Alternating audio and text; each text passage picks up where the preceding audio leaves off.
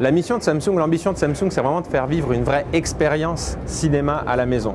Donc pour ça, il ne faut pas juste simplement avoir un bon téléviseur, il faut avoir tout un ensemble de produits qui vont fonctionner ensemble pour vous faire vivre chez vous cette vraie expérience comme si vous étiez au cinéma.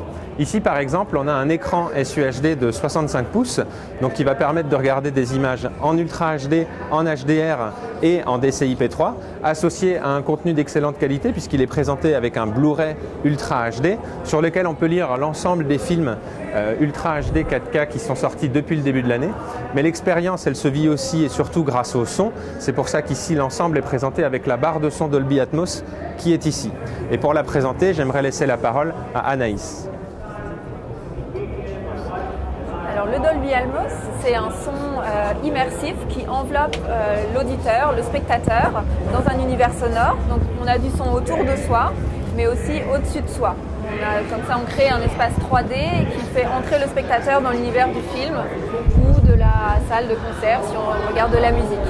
Ici, pour ce produit de Samsung, nous avons donc cette barre qui va reproduire le champ sonore avant, avec aussi des haut-parleurs dedans qui vont projeter le son vers le plafond pour donner l'impression que le son vient d'au-dessus, et deux satellites à l'arrière qui sont sans fil et qui vont créer ce côté surround avec du son qui vient de l'arrière et aussi de l'arrière en haut. Donc on a comme toute une demi-sphère autour de soi qui reproduit un champ sonore et qui amène le spectateur dans l'univers du film.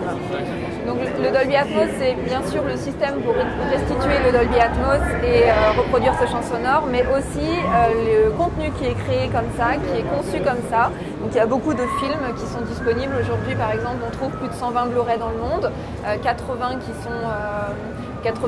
qui sont disponibles en France, et aussi beaucoup d'autres films en VOD ou bientôt de la musique et d'autres contenus un petit peu différents. Quand on parle de 5.1, 5.4 ou 7.1, à quoi ça fait référence?